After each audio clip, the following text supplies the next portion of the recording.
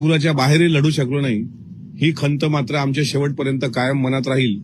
त्यामुळे आजचा निरोप समारंभ एक वेळ आणखी नसता केला तरी चाललं असतं, पण अजितदादांच्या संदर्भातली चर्चा होणं अपेक्षित होतं. आता आजच चर्चा नाही तर उद्याच्या शक्यता जवळपास मावळलेल्या आहेत. उद्या दुपारी अधिवेशन संपेल, पण आज मला अपेक्षित होतं. पण आता मी खेदच व्यक्त करू शकतो, त्या पलीकडे काय करू शकत नाही. मागील अनेक दिवसांपासून खरं तर आपण अजितदादांचा विषय वारंवार लावून धरत होता.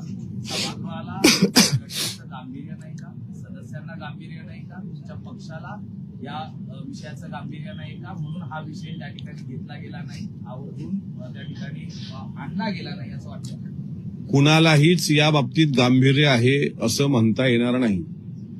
काही लोकांनी तो प्रयत्न केला. काल विधानसभाचे आमदार चेतन तुपे यांनी काल सभागृहामध्ये त्या संदर्भात विचारणा केली. त्या अगोदर सुनील शेळके बोलले, वरच्या सभागृहात आम्ही बोलण्याचा प्रयत्न केला.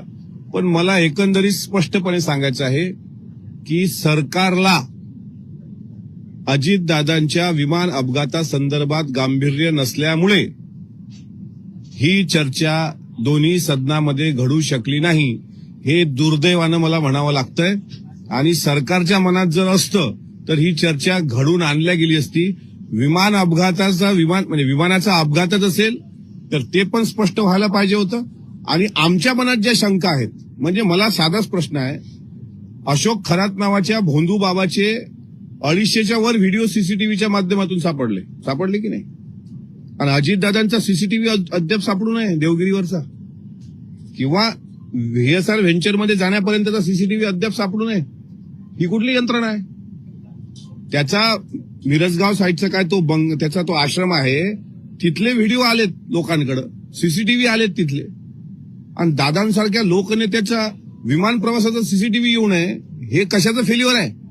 सीआयडी चौकशी तुम्ही लावली म्हणता, सीआयडी चौकशीत किती लोकांचे बयान घेतले गेले?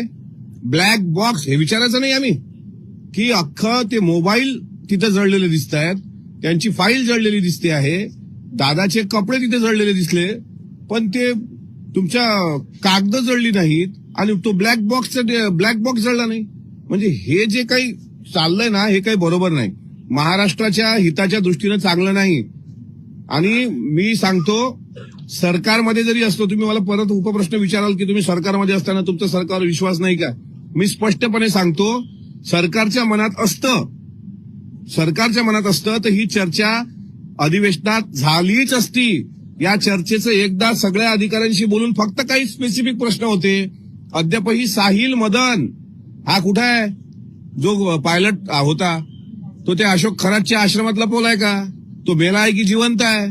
सुमित कपूर मेला आहे की जिवंत आहे? याचे उत्तरच नाहीत भेटले महाराष्ट्राला. त्याच्यामुळे सदनाला गांभीर्य नव्हतं.